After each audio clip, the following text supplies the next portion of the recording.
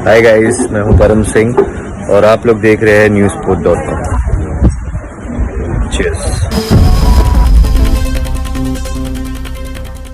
ये फैसला सरकार को 1 साल पहले कर देना चाहिए था। 1 साल लंबे संघर्ष के बाद सड़क पर किसान बैठा रहा, इतना लंबा अहिंसक आंदोलन चला और किसानों को सर्दी में, बारिश में, कोविड में, डेंगू में, ऐसे तमाम समय पर सड़क पर बितानी पड़ी।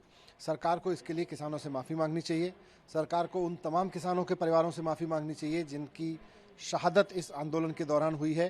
सरकार को देश के तमाम किसानों से माफ़ी मांगनी चाहिए, उन तमाम किसानों से जिनको उन्होंने कहा कि इनको कोई समझ नहीं है खेती की, जिनको उन्होंने आतंकवादी कहा, जिनको उन्होंने खालिस्तानी कहा। यही लोग थे ना भारतीय जनता पार्टी की जो किसानों को आतंकवादी बता रहे थे।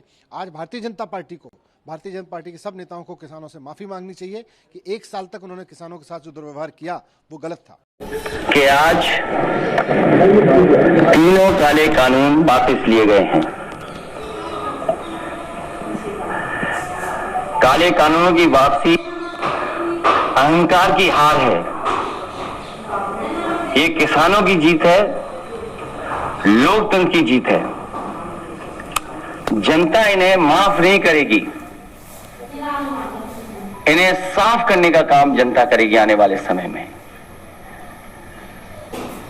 सैकड़ों किसानों की सच्ची मौत के आगे किसी की झूठ की माफी नहीं चलेगी।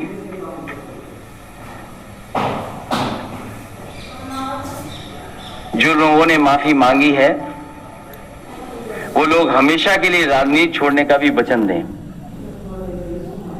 ये सोच रहे हैं कि दिखावटी माफी मांग करके ये फिर से या दोबारा आएंगे,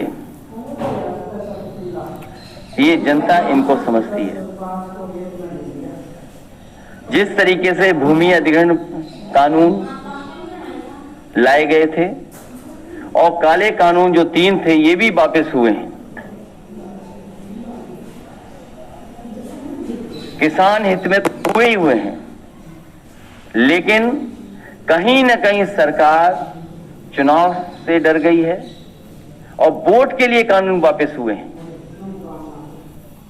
उनकी नजर में किसान नहीं है और किसानों को कितना अपमानित किया, किसानों को कितना अपमानित होना पड़े, क्या क्या नहीं सुनना पड़ा।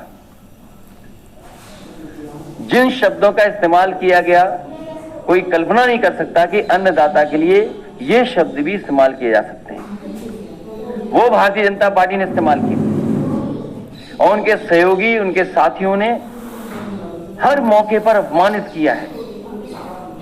और ये केवल एक की जिम्मेदारी नहीं होती है, मंत्रिमंडल की सामूहिक जिम्मेदारी होती है। अगर सामूहिक जिम्मेदारी है, न केवल मंत्रिमंडल को इस्तीफा देना चाहिए बल्कि सरकार को इस्तीफा देना चाहिए पूरा का पूरा।